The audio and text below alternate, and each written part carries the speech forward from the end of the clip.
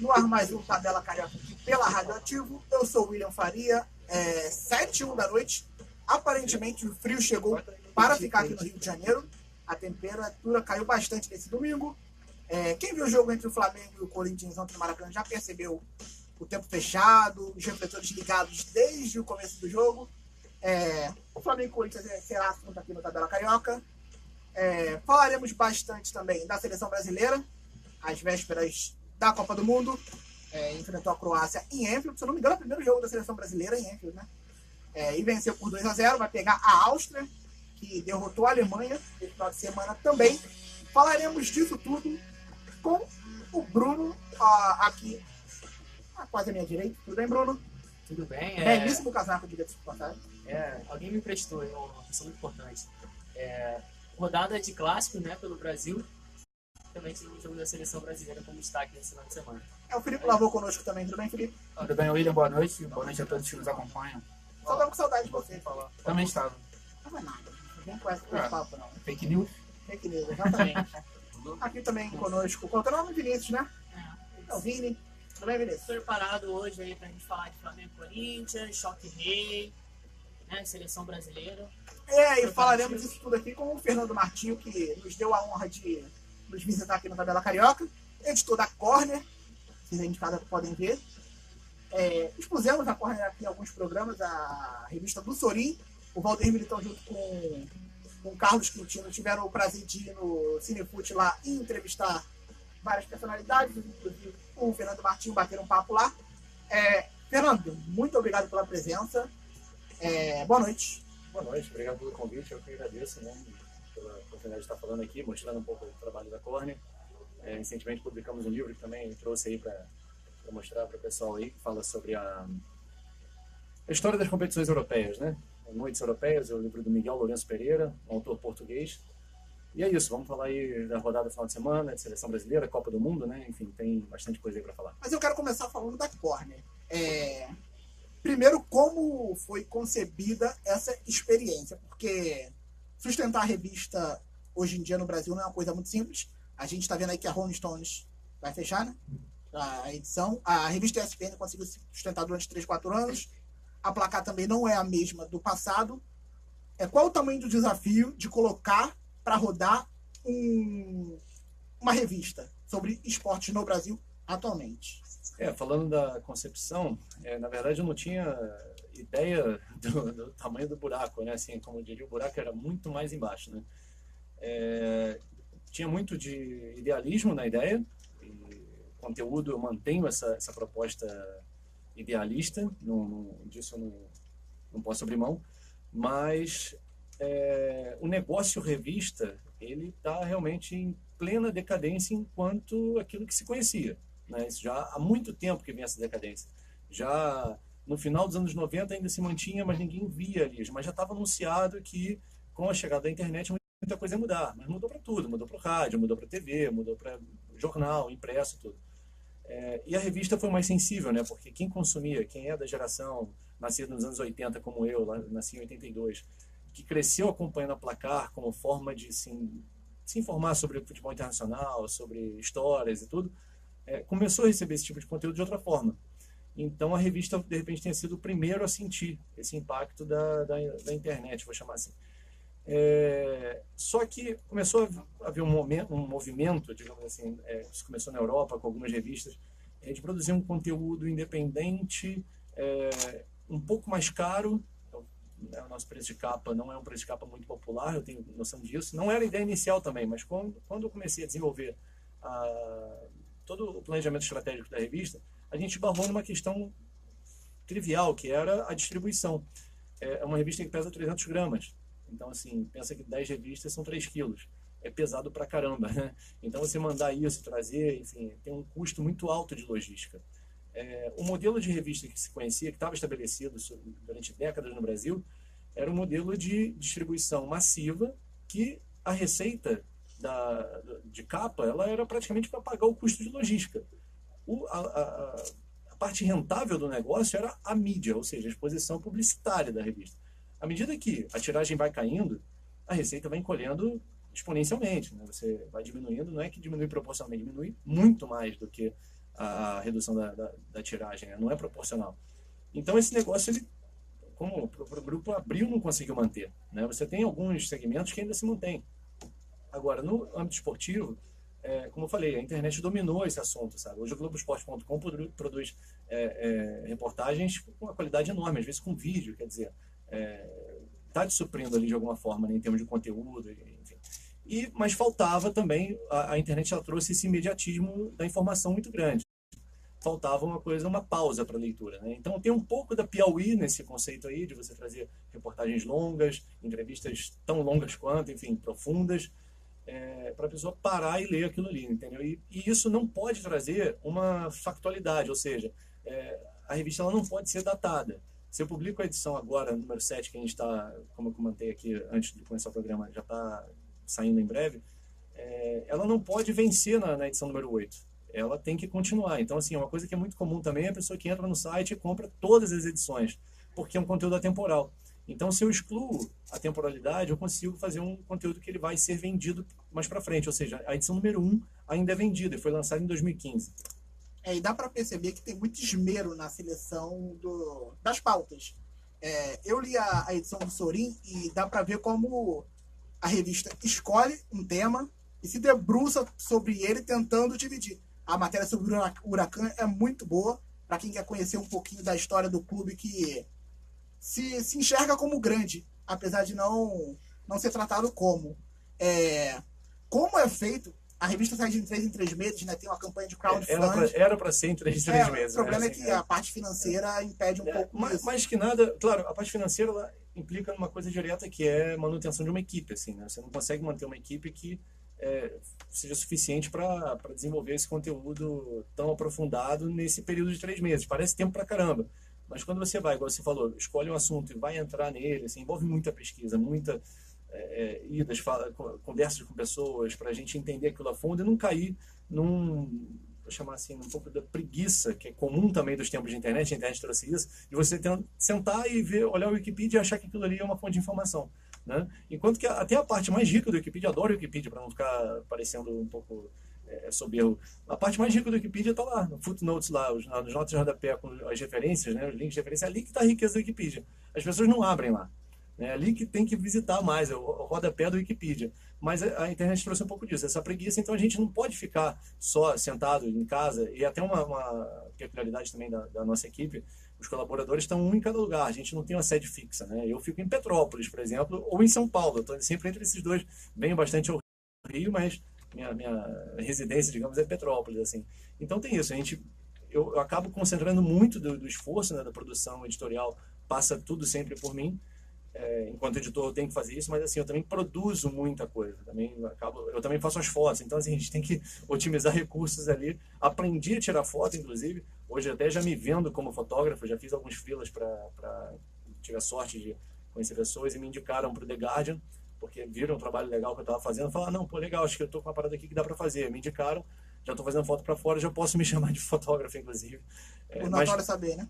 Por conta da córnea, assim, eu precisei aprender ali, porque eu falei, bom, não tenho grana para pagar um freela de um fotógrafo, porque meu amigo não pode ir. Começou assim muito na amizade, mas o dia que ele não pode, tem que ser naquele dia, né? Tem que se virar. Então a gente acabei acumulando bastante funções assim, e dessa forma é possível, né? Porque se você tivesse que manter um custo de estrutura de uma sede fixa, mais uma equipe dedicada para aquilo ali, com a tiragem que eu tenho hoje seria impossível. Agora, dessa outra forma, que eu vou otimizando, trabalhando com colaboração, como eu falei, acaba viabilizando a produção, enfim, e a impressão das revistas. Você passou um pouco pela questão do crowdfunding, a gente precisou fazer o crowdfunding na edição número 2 para que a revista continuasse existindo. A edição número 3 e número 4 também foram viabilizadas através de crowdfunding, até que eu comecei já a conversar com uma base de leitores que eu já não preciso mais bater aquela meta, digamos assim, por tudo ou nada. O crowdfunding é muito cansativo, é muito desgastante, mas eu super sugiro, não estou querendo desencorajar ninguém, ao contrário. Se tem ideias boas e tem um impacto, uma causa, façam o crowdfunding, porque foi muito surpreendente esse feedback que eu tive. Eu não sabia que tantas pessoas queriam que a córnea continuasse existindo. Muitas pessoas conheceram ali, então tem essa coisa também, né? Você faz ali achando que só o teu círculo de amigos, só que acabam que outras pessoas acabam conhecendo também e viabilizando o projeto. É até uma forma de você tentar burlar a falta de publicidade, né? Você tenta formar uma coisa mais pessoal, não é com a empresa, é com a pessoa. Apostei muito nisso mesmo, na relação direta com os leitores, assim, achei que isso, inclusive, é o grande diferencial, assim, da Corner, é que a gente conversa diretamente, a gente entrega, eu sei para quem que a revista está indo, sabe?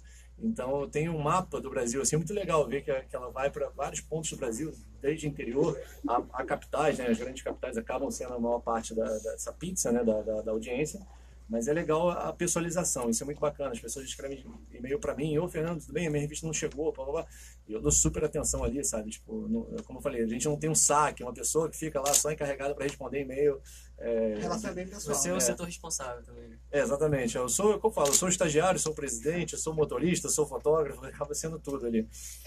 Só para alertar a galera que está em casa, na nossa live nós fizemos o lançamento do sorteio que acontecerá daqui a pouco no nosso Instagram. Eu vou pedir pro Felipe aqui me ajudar e exibir o cachecol do Boca Juniors, que foi nos dado de cortesia por Carlos Quintino. Quintino, que é, enfim, um bom vivan, né? Presente de honra. Exatamente, é um bom vivan, alguém que roda pelo mundo, assim. Quem pode, né? É um viajante. E tá na época de usar, né, cara? Exatamente. 2 semanas no ano. Eu vou explicar as regras aqui para quem não viu a live. E é bem simples.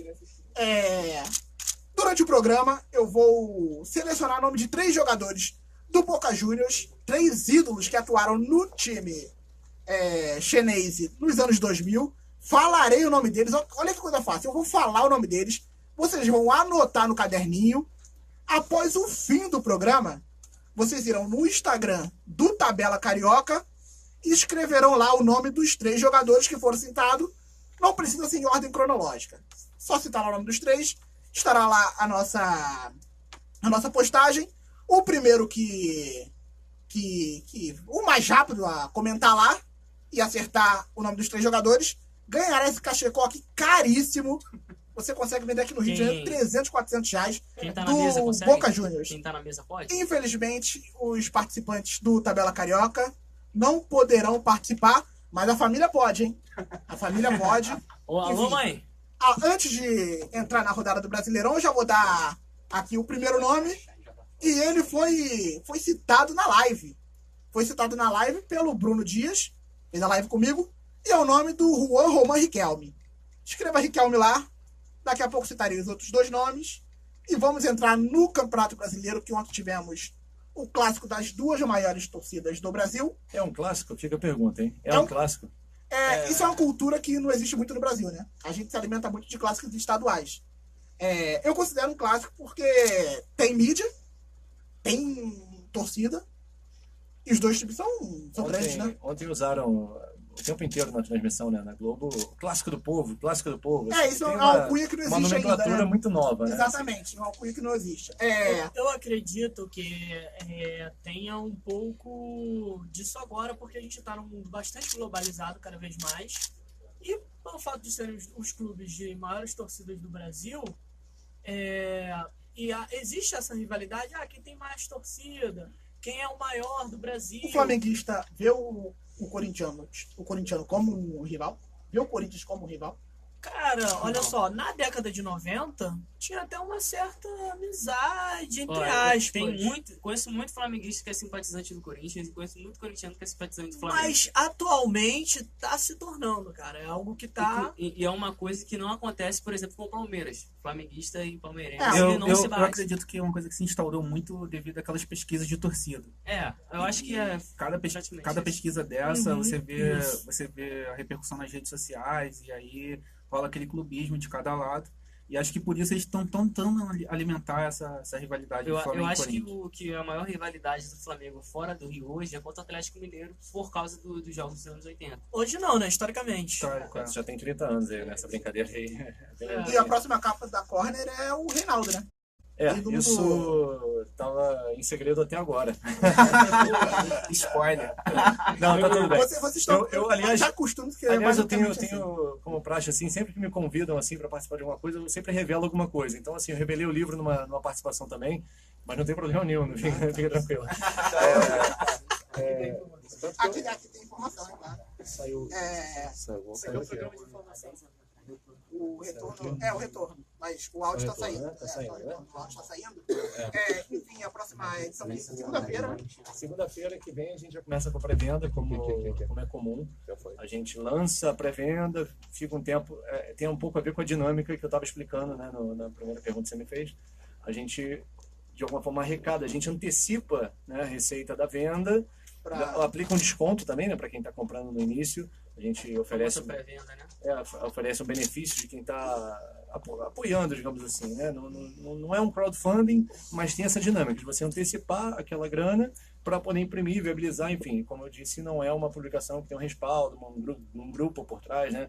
Que imprime, que tem essa capacidade de distribuir. A gente faz uma coisa muito direcionada. Então, inclusive, a tiragem é sob demanda, assim. Então, se eu vendo 200, eu vou imprimir um pouquinho a mais ali, tipo, eu não vou imprimir 5.000 se eu vendi 300, entendeu? Funciona mais ou menos assim.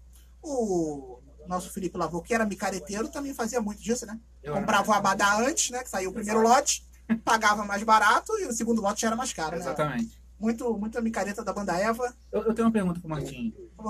Eu participei uma vez de uma palestra sobre literatura esportiva e muito se falava só da biografia, porque é uma coisa que é realmente rentável dentro da literatura esportiva. Quando você parte para uma coisa de contar histórias, como é no caso desse livro, como é que você analisa, como é que você viabiliza o feedback do público? Olha, em termos de feedback, excelente, assim, inclusive de leitores que eu chamaria assim de caixa grossa, pessoal da própria imprensa, assim, né? Eles elogiam muito o trabalho, gostam muito, sempre que podem divulgam, falam. Isso foi muito positivo, vem muito acima, assim. Eu achei que esse pessoal poderia olhar assim, tipo, porque eu até...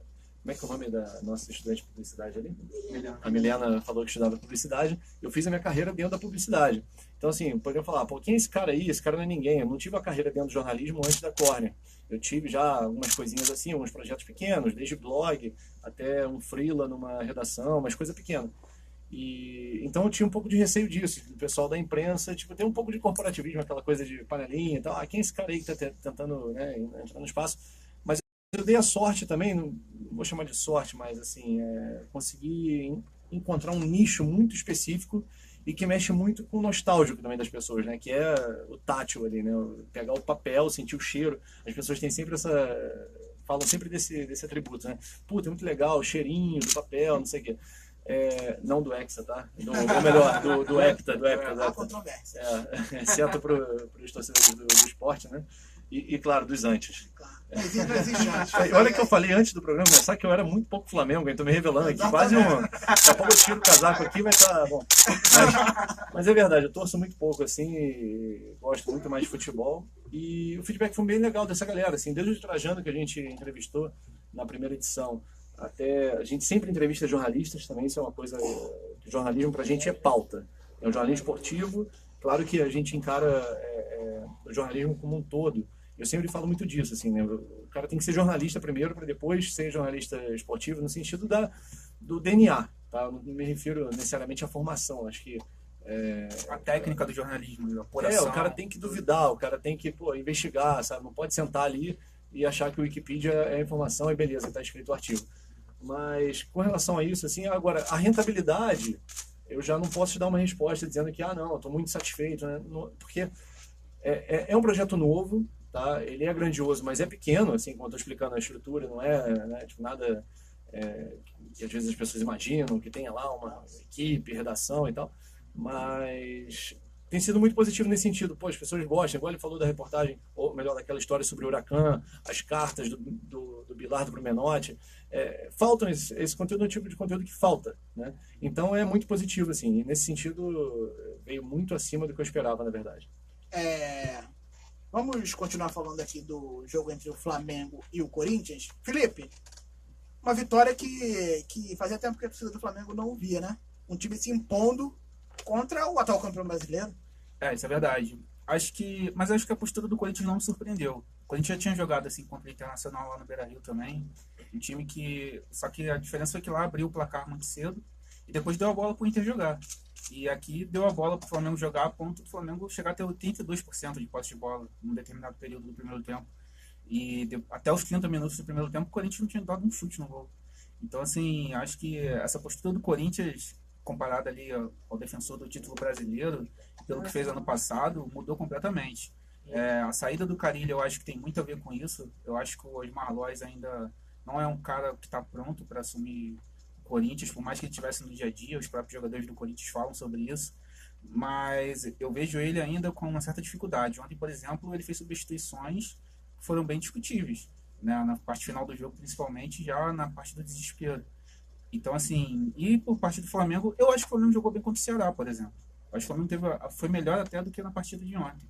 Acho que foi a grande atuação até o momento do brasileiro. E em relação ao jogo, gostei do que eu vi por parte do Flamengo. Acho que jogou para... É aquela coisa, né? Pontos corridos a gente diz que é uma final a cada rodada. E acho que ontem o Flamengo encarou realmente como uma final e tá numa química muito boa com a torcida também. Tem tudo para continuar na liderança. Assim, a posse de bola, ela assusta. Porque, como você diz, não parece que é o atual campeão brasileiro jogando contra o Flamengo, né? O Flamengo líder. Não parecia um confronto do líder contra o de dois atual. times iguais, né? Parecia o Barcelona contra o La Palmas. Tipo assim, a polêmica aí, ó. Acabou de chamar o Corinthians de Las Palmas. O torcedor corintiano não tem muito aqui no se estúdio. portou assim no primeiro tempo.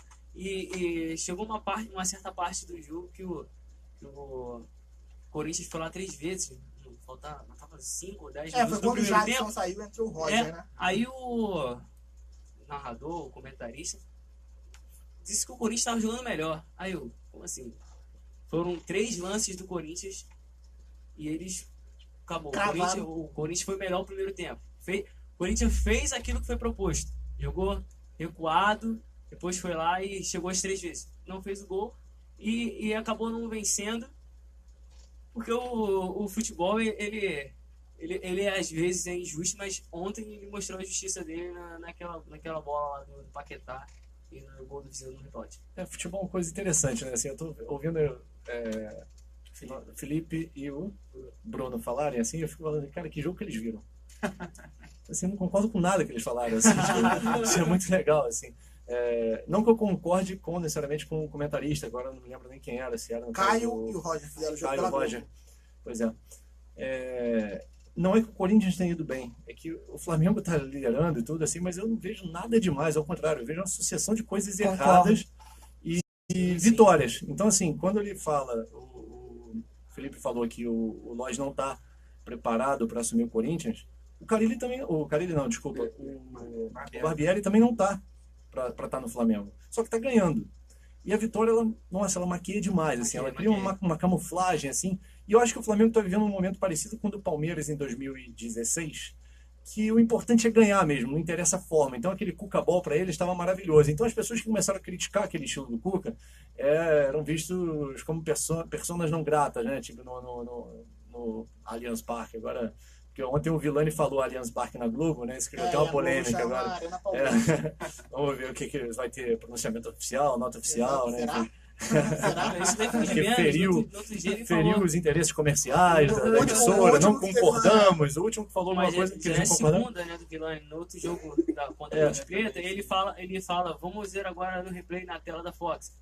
É normal, né? Tem um costume ali, um hábito, um canal que não praticava essa linha editorial, outro que pratica, né? Tem uma agressividade muito grande.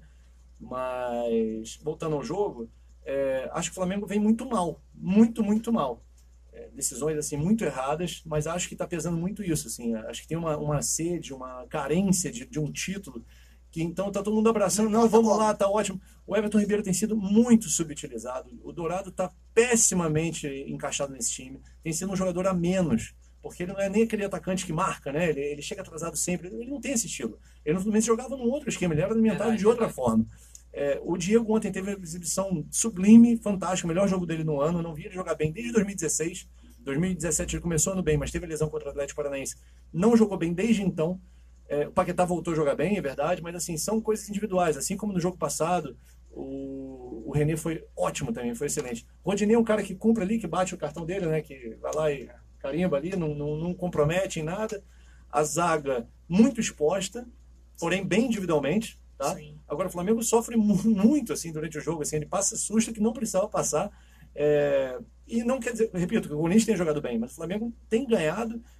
contra o Atlético Mineiro foi uma vitória fora de casa contra um time que brigava pela liderança, uma vitória enganosa, uma bola achada. Foi um ai Jesus aquele jogo. Que se o Dourado estivesse em campo, aquele gol nem teria acontecido, porque a jogada teria caído no pé dele, quer dizer, caiu no pé do jogador veloz, um erro da defesa do cara, acho que o Beck ele errou 2 vezes. Em último caso, faz a falta no Vinícius Júnior, ele nem isso ele fez, ou faz o pênalti, que ele tem uma chance, né?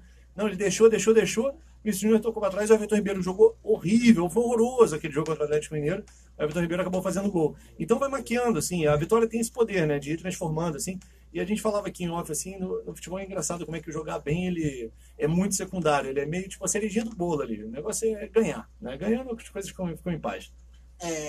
Já que acabamos o assunto, vamos falar um pouquinho do livro aqui, O Noites Europeias, é o primeiro livro saindo pela Corner? Exatamente, a gente publicou esse livro que já tinha sido publicado em Portugal em 2013, 2015 foi publicado na Espanha, e a terceira edição desse livro sendo publicada no Brasil pela primeira vez, atualizada até já entrando na temporada 2017-2018. Não é um livro sobre a história da Champions League, é um livro sobre a história das competições de clubes da Europa. E isso a gente vai lá no embrião disso tudo, assim, qual foi a primeira competição que envolvia mais de um país, vamos dizer assim, sabe? Então, a gente começa lá em 1897 no Império Austro-Húngaro. O Miguel ele fez um trabalho brilhante assim, de pesquisa, sabe? Uma coisa fantástica. Conta com o prefácio do Mauro Betting, que já tinha versão espanhola. Quando eu fui conversar com o Mauro Betting, eu falei, Mauro, estava precisando de alguém para escrever o prefácio, o que você acha? Ele, não, topo, mas qual livro? Não disse, eu tenho em espanhol, pô, esse livro é muito legal e tal. Um trabalho que eu fiz junto com o Mauro Betting, inclusive, além do prefácio, ele me ajudou a montar todos os esquemas, as formações dos times, de todas as finais da Champions. Um em cada 3 livros tem prefácio de Mauro Betting. Ele é uma máquina de prefácio. Ele já tem prefácio pronto. Se você quiser escrever um livro lá, ele já te entrega. É prefácio documentário. Eu vou falar, é verdade, ele mandou o prefácio pelo WhatsApp. É verdade, tem texto, assim, não é que ele mandou um PDF, um Word, não, ele mandou um texto. Textão, né? Famoso textão. E mandou pelo WhatsApp, assim. Então, ele me ajudou também nessa parte dos esquemas, assim, que ele tem lá um material dele também fantástico, que ele pôde consultar. Porque é um jogador que jogava pela esquerda, mas naquela final jogou pela direita. Isso aconteceu muito, ele fez essa revisão comigo. Então tem muito futebol, mas é um livro sobre cultura, é um livro sobre política, é um livro que tem o mesmo DNA da Corner, é um livro que usa o futebol para falar de tudo, né? Eu gosto de falar da porra toda, mas eu acho que no programa não fica legal falar assim, né? Não, tá. Então para falar de tudo, vamos deixar tudo, acho que é mais polido. O futebol ele é só um fio condutor. Ali a gente tá falando de política, sabe? Pra caramba. Até assim. porque o futebol absorve tudo que tem na sociedade também, ele não é um não é evento bolha, à parte, né? não é uma bolha, assim, você não pode blindar o futebol, sabe? Essa coisa me irrita muito o discurso de paz nos estádios. Sabe? É como se você fosse purificar. Da família também, tem que levar a família pro estádio. Tem que levar todo mundo, tem que levar a família, namorados, tem que ir sozinhos, tem que ir negro, tem que ir branco, tem que ir pobre, tem que ir rico, sabe? Tem que ir todo mundo. Acho que se blindar o futebol perde um pouco a essência. Não, porque quando você fala em paz nos estádios, você está querendo o quê? Acabar com a violência dentro dos estádios e dane-se a violência dentro das universidades, na rua, sabe? Tipo, a violência ela acontece em qualquer lugar, no futebol também, no trânsito. É um troço muito violento. Sabe? Então, assim, esse discurso de paz dos estádios eu acho um papo tão chato, sabe? Um papo tão bobo. E é vago, né? É muito Globo Cidadania, sabe? Nossa, que bobo, sabe? Pra quem está comunicando aquilo ali? Pra quem assiste Ana Maria Braga, sei lá, sabe? O cidadão normal, ele não compra isso porque ele entende que é uma coisa que acontece.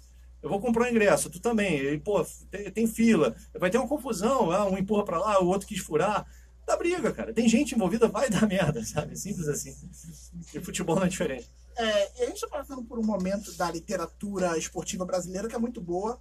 A Corner agora lançando o seu primeiro livro. Mas aí a editora Grande Área também, né? Com grandes lançamentos. Eu quero saber um pouquinho desse seu feedback com relação à literatura esportiva, a livros. A gente vive um bom momento. Apostar na literatura esportiva é uma boa atualmente, contar histórias, porque eu sinto que aqui no Brasil a gente tem um pouco de defasagem quanto a isso. A gente não conhece muito a nossa história esportiva. Eu não sei se é um bom momento. Assim, eu acho que o mercado editorial, falando especificamente de livro, ele sofreu um pouco com o advento dos tablets, dos leitores, né? Tipo, como... Me lembra aquele do Google, como é que é o nome mesmo? Não. Bom, enfim, o leitor de livro lá, o que substitui o livro mesmo. Kindle, o Kindle. Sofreu um pouco aquilo ali, a edição de e-books, né? Tipo, afetou um pouco, mas isso já se estabeleceu, inclusive, esses leitores já bateram meio que no teto ali. Quem queria ter, já tem. Então, assim, a indústria editorial como um todo sofreu um pouco com isso. Isso foi papo de 10 anos atrás, quando os dispositivos chegaram. O próprio smartphone, tem muita gente lendo também, né, dentro do smartphone, as telas estão cada vez maiores, permitem isso, mas eu acho uma leitura muito desconfortável. É bom porque você pega ali, você não tem que dobrar, abrir, não precisa de luz, já está ali, mas o papel tem esse feedback sempre, assim, é o tátil, né? E ele é colecionável, isso tem muito a ver com a revista também. E o livro já é o que as pessoas sabem o que é. Então, um livro sobre Ibrahimovic, eu até fiz a pré-venda também exclusiva do lançamento da biografia do Ibra, que é Eu Sou o Zlatan. As pessoas sabem o que é um livro. Assim. A revista Corner é uma coisa que é nova para a nossa cultura, vou chamar assim. Já está muito mais, digamos assim, consistente na Espanha, que tem 2 publicações do gênero. Aliás, eu torço para quem quiser abrir uma revista concorrente a mim, eu vou achar o máximo. Que eu acho isso fantástico para o mercado. Tivemos o fechamento na Argentina do El Gráfico. El Gráfico que, assim, não era tão melhor do que é a Placar hoje, sabe? Assim, talvez fosse um pouquinho melhor. Porque é a primeira revista, né, de futebol da América Latina, enfim, estava prestes a completar 99 anos, completou agora, semana passada 99 anos, quer dizer, ano que vem completaria 100 anos, sabe, um centenário, uma revista centenária. É triste, mas assim, repito, aquilo que eu falei anteriormente, é um mercado que já estava fadado mesmo à falência, sabe? O que falta são esses novos formatos. E a Piauí está aí. A Piauí é uma revista, claro, tem o Instituto Moreira Salles por trás, assim, né? Tipo, imagina você ter como patrocinador o Banco Itaú, ora bolas, né? Tem um time que conhece muito bem o que é ter dinheiro do Moreira Salles. Bom, aí não vou entrar em questões clubistas, assim, mas acho que faz bem para o futebol, inclusive, esse tipo de patrocínio, tá? Vou entrar nisso. Acho que o patrocínio da Unimed foi ótimo para o Fluminense, sensacional para o futebol carioca. Você não acha que isso deixa um pouco dependente de mecenas? Surge um mecenas aqui, banca o time, aí acaba. E digo mais, o modelo da Unimed pro Fluminense, ele era muito mal visto porque você sempre fica com inveja, né? Tem muito isso. Né? Não só a Parmalat no Palmeiras nos anos 90. A Crefisa agora. Se é lavagem de dinheiro, se é um roubo, se a origem do dinheiro desse cara vem de coisas ilícitas, ainda assim, olha o que eu vou falar, isso é bem polêmico, ainda assim eu acho que tem um benefício porque ele está investindo no futebol. Tá? É bom para o futebol. Tá? É errada a atividade que ele faz, mas é bom para o futebol. Então eu estou olhando para o lado cheio do copo. É ótimo para o futebol. A MSI, quando veio lá para o Corinthians, cara, quando que o torcedor do Corinthians vai ver Mascherano, Tevez, Roger, Carlos Alberto? Na época eram jogadores de classe A, de altíssimo nível, sabe? O Tevez veio para o Corinthians, senão ele teria ido para um time europeu. Sabe, não é mas, que... A experiência pós esses mecenas ou essas empresas não é traumática demais? Eu vejo que tem como encontrar uma solução que não seja essa.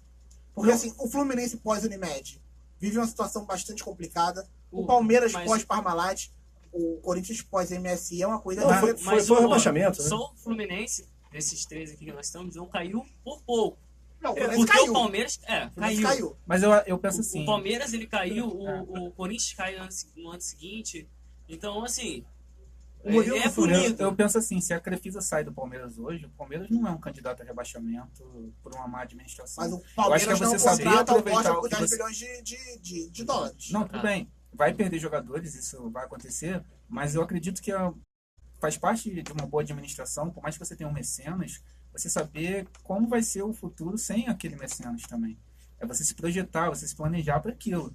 Eu acho que isso que faltou aos clubes que tiveram Unimed, o Corinthians com a MSI, o Palmeiras da Parmalat, por isso vieram os rebaixamentos após a saída desses clubes. Eu acho que o cara que tá lá, ele não pensa que uma hora ele vai sair.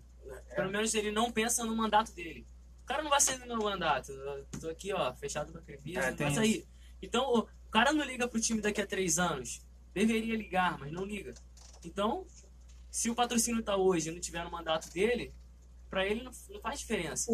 Só que me incomoda é que assim, a construção do futebol brasileiro está sendo toda montada em cima de dinheiro de mecenas. O Botafogo, eu falei do Moreira Salles, tá bancando o CT do Botafogo. O Fluminense teve um mecenas também bancando seu CT. Não há muito... O clube não consegue se manter sozinho. Não consegue construir estádio sozinho. Mas na Europa, foram vendidos. Mas eu também não acho o modelo europeu ideal. Não é o ideal, mas eu tô falando assim, eu abomino o modelo aqui, na Inglaterra. Aqui no ruim, você não vai ter seu time vendido. O modelo inglês é um modelo que minou com o torcedor na Inglaterra. Hoje é um Ele tá chegando na Itália. Mas o dinheiro. Mas o estádio está lotado. Essa discussão é o seguinte. Concordo até com você, mas na página 2 o estádio está lotado. Se o estádio está lotado, encerra a discussão. Agora, se a gente tem um modelo elitista que o estádio está vazio, aí não. Aí está tudo errado. Aí vamos recomeçar. É a questão de cultura e educação dele. Rock in Rio, não cabe todo mundo que quer ir lá. Não cabe.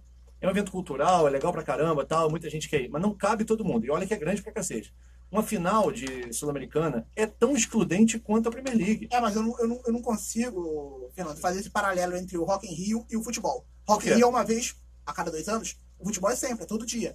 Eu acho que se você afastar um público que não pode estar no estádio sempre, eu acho que o futebol perde até um pouquinho de sentido. Eu sou totalmente contra a elitização de estádio. Não, eu entendi o que você quer dizer. Até acho que antes eu só não acho que a comparação ela é justa. Eu não consigo enxergar o Rock in Rio com o futebol. Até por o futebol ser sempre. O Arsenal joga 40 vezes. O Rock in Rio é uma vez daqui a 2 anos. Então a comparação de preços, eu acho... Não digo de preço, porque quanto custa um e quanto custa outro é indiferente. A questão é que você tem jogos a R$20 que está vazio. R$20 ainda é caro, meia entrada 10. Você tem a questão da meia entrada, que é uma coisa que eu bato muito. Assim, a meia entrada ela encareceu o futebol também.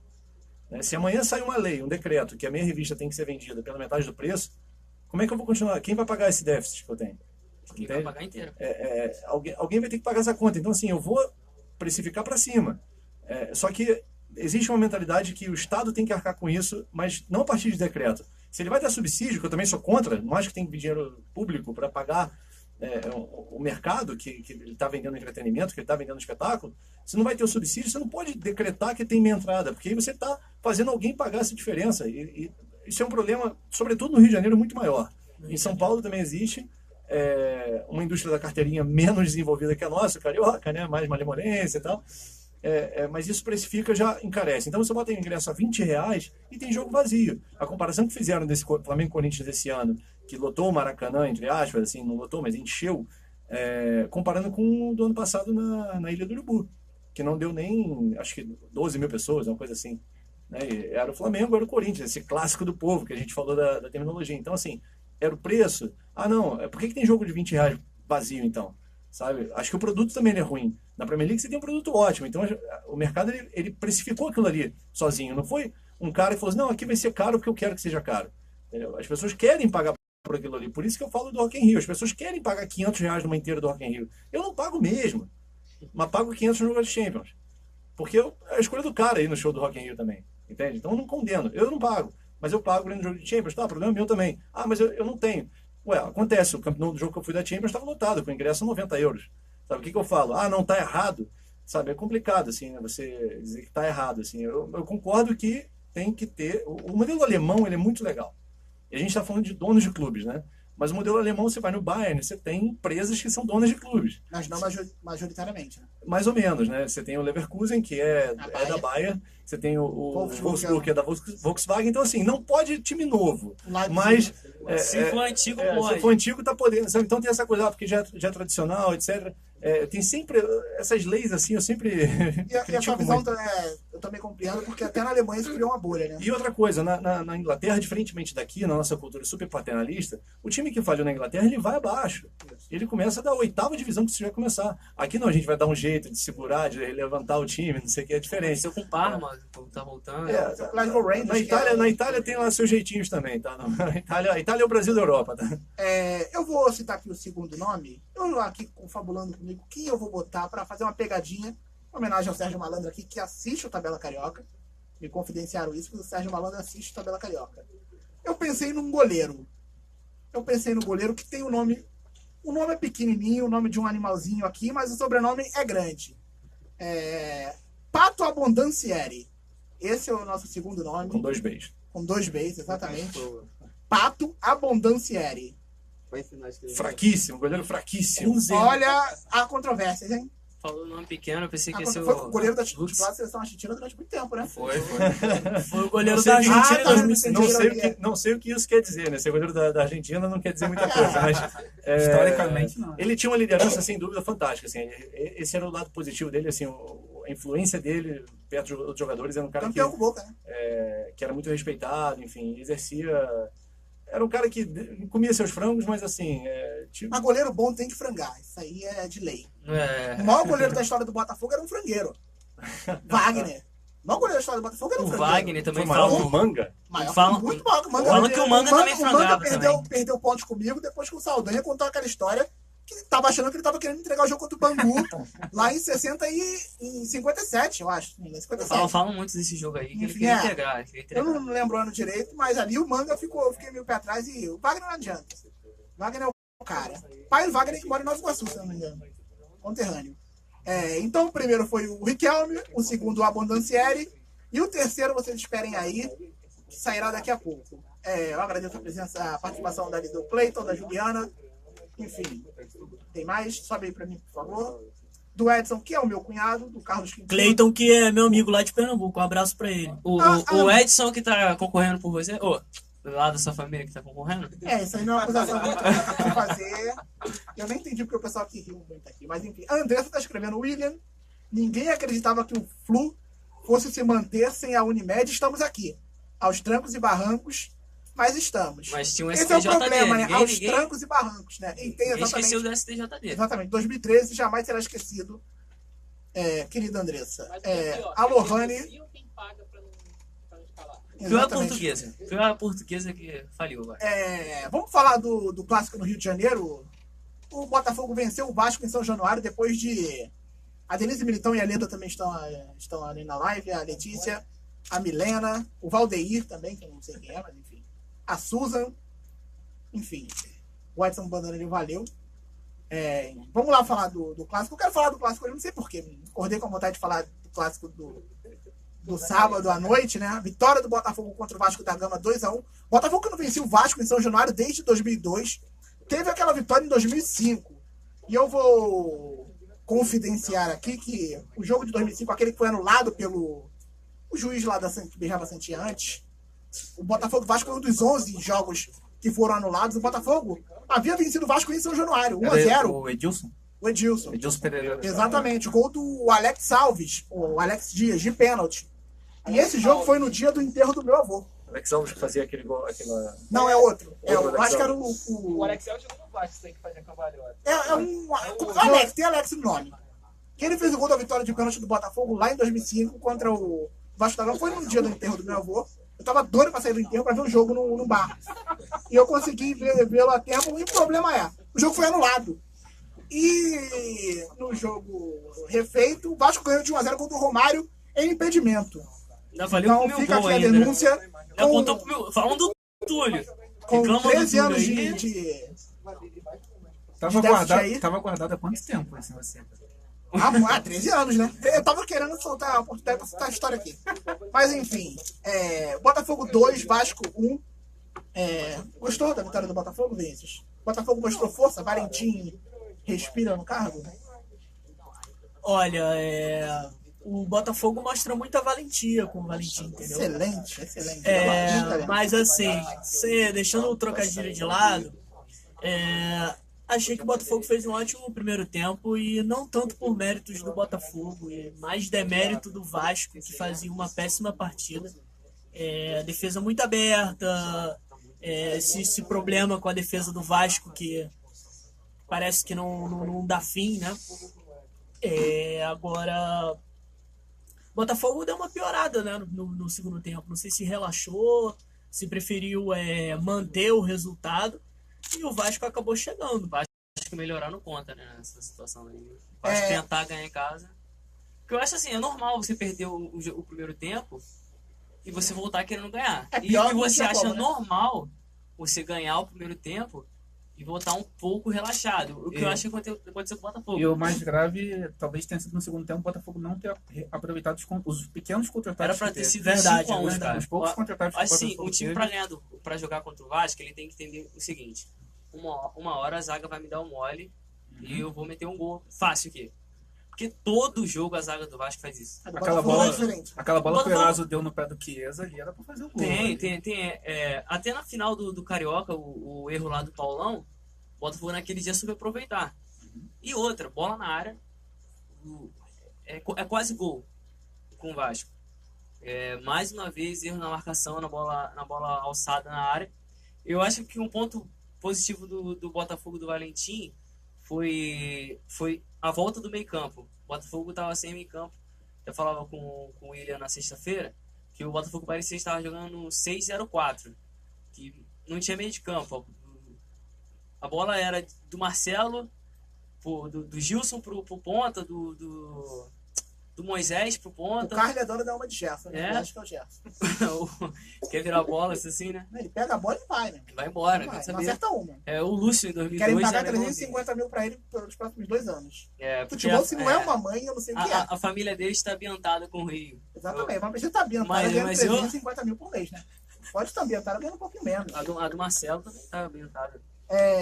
Mas assim... Mas o Jean, eu acho que o Jean foi assim, o ponto positivo no time do... O Jean... Ele tá reclamando do Jean, mas Não, calma aí. Ele quem? Ele e o Simone. O Anderson Rosa... Tem pergunta pro Anderson aqui do meu cunhado, Anderson. Venha. Vem aqui que meu cunhado... É família. Pergunta. William, pergunte ao Anderson sobre a derrota do Vasco e aquele sorriso no... Agora pegou. Enfim, fala o terceiro nome, William, de novo. Ninguém ouviu. Aí eu vou pedir só pra escrever lá a galera que a gente tá na live já. É isso aí, entendeu? Eu vou me despedir do Bruno aqui. Bruno, muito obrigado. Até segunda-feira que vem. Valeu.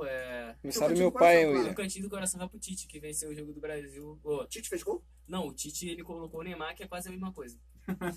Exatamente. É a nossa passagem pela seleção hoje aqui. Meu abraço pro Tite. Pra família, não tem abraço pra ninguém? Minha mãe gosta do Tite. Um abraço pra minha mãe. Felipe que tem aí uma lista grande de nomes. Tem? Não sei. Não, eu quero mandar um abraço pra todo mundo que tá acompanhando a hashtag TC na Copa, lá no Twitter. Seguidores do Tabela. Se você ainda não segue, siga, por favor, @Tabela Carioca. E acompanhe lá, porque tá muito legal o tempo real dos amistosos e toda a preparação aí pra Copa do Mundo. Antes de passar a palavra pro Fernando, já agradecendo a presença dele. O terceiro nome é o nome do Teves. O primeiro nome foi o do Riquelme. O segundo eu não vou falar. O pessoal tem que acompanhar. Isso aí, William. Qualquer coisa volta lá na live. O terceiro do Teves, Carlitos Teves, que continua no Boca Juniors. Foi campeão argentino esse ano. O Boca é bicampeão argentino. Teves que já ganhou a Libertadores, enfim. Tem uma idolatria com a torcida chinesa. E, Fernando, muito obrigado por sua presença aqui no Tabela Carioca. Por trazer esses regalos aqui pra gente. Eu primeiro vou ler, pensar na audiência se eu vou sortear ou não. Enfim, vou ver se eles merecem de verdade, mas de qualquer jeito, muito obrigado e volte, por favor. Eu que agradeço o convite, William, novamente. Obrigado aí a todos aí por me aturarem, me ouvir aqui bastante. Nem gosto de falar e interromper quase todo mundo aqui. E como sempre, discordando. Acho que esse é o papel do jornalismo, né? Mas volto, é só me convidar, tamo aí. E é isso, queria só mandar um beijo pra minha mãe, pro meu pai e pra você. Muito obrigado. Gente, agora abraçado. Galera, eu tô vendo ali a Melissa Matos botando ali Riquelme, Abondancieri. Ih, tá dando a pista Teves. ela. Não, ela acertou. Mas não é lá. Errado. Tem que ir no Instagram. Exatamente. Melissa, calma, nem soltamos ainda, William. Melissa, corre lá pro Instagram, a gente vai soltar o post lá. Não adianta botar aí, depois ficar reclamando, mandando e-mail. Vocês roubaram. Tudo bem, a gente rouba às vezes. Mas não dessa vez, talvez foi bem claro. Enfim, eu agradeço a todos que participaram da nossa live. Só avisando pra Melissa, é no Instagram, depois não vem reclamar não, hein? Nunca assistiu Tabela essa daí.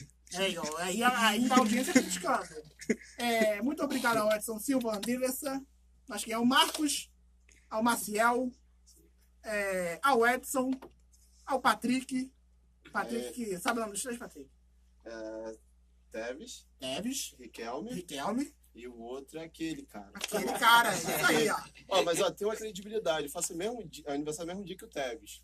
Olha, já é alguma coisa. mas que o não Neymar adianta é botar nada. Minha Não, mãe faz aniversário esse dia também, cara. Exato. Em fevereiro, todo mundo faz aniversário. Não, cara, são Faz poucos. aniversário Cristiano nesse Ronaldo, Cristiano Ronaldo, Neymar, Então, Regina Duarte, eu. Regina Duarte. Adoro gente que Eu acho precisa que pode dar um presente pra ele por causa da Regina Duarte. Galera, eu vou dizer pela última vez o nome dos três. O Militão tá postando aqui. A gente vai saber agora. Tá postando que aqui já do lado. Já vai falar já o vencedor? Não vamos falar ao vivo, não. Não, dá tempo não. Não falar ao vivo, não. O Militão tá lá postando. Escudo bonito do Boca. Você tá postando, Mizão? Um dos 4 maiores times da Argentina. Na São verdade, 5, né? São São 5, eu não tava contando o Ele Independente. tá postando escudo mesmo? Que eu não quero. Tá certo. Tá Tá postando certo. escudo? Porque já não... Torcedores do Racing não contam o Independente. Até porque eu não tava contando com o Independente. Claro. Entendeu? Deixou de ser grande. Eu né? tava contando com o Huracan. Pensei até que poderia ser o Vélez, mas... Militão, dá um Argentino ok. quando Júnior. for. Argentino Júnior não, mas já ganhou Só, Libertadores. só time pequeno que ganhou 7 Libertadores. Isso é coisa... Quem ganhou? Tô aí que tá. coisa perguntando. No primeiro grande só existe um grande. Quem tá perguntando o quê? Teu... Quem ganhou ainda não foi. Tem que ir no Instagram. Teu Entra no cunhado, Instagram. cara, teu cunhado. Eu acho que Família, ele tá sendo família muito bom. Macedo, Oliveira, Faria. Galera, tem que ir no Instagram. O nome dos 3 jogadores, ó. Riquelme, Manda Abondancieri aí. e Tu tá Tevez. postando mesmo? Quer saber aí mesmo? A nossa produção tá postando lá. Eu vou me despedir aqui. Acabou. E, galera, segunda-feira que vem, com o Davi Buter aqui presente conosco, no Tabela Carioca, terá mais sorteio? Não sei, vai depender muito aqui. O Felipe vai querer dar alguma coisa pra sortear? Talvez se eu conseguir ler o livro. Cleberson, né? Cadê o Kleber? Cadê o Cleberson? Tá doente, tá doente. Galera, Pode hoje achar já ele tá que no tem outro Instagram. igual. O primeiro que comentar lá ganha o cachecol do Boca. Lembrando que tem que vir aqui buscar, hein? Não vamos levar na casa de ninguém e enviar pelos correios, que não chega mesmo. Até semana que vem, com Tabela Carioca. Eu vou pedir para subir a música aqui com a produção. Agradecer desde já ao Fernando Martinho, ao Felipe Lavor, ao Bruno, ao Fábio que esteve aqui, ao Vinícius, a Milena, Estevão, Marcos, Léo, Anderson, Patrick. Muito obrigado a todos que fizeram o Tabela Carioca dessa segunda-feira. Até semana que vem, galera. Tchau.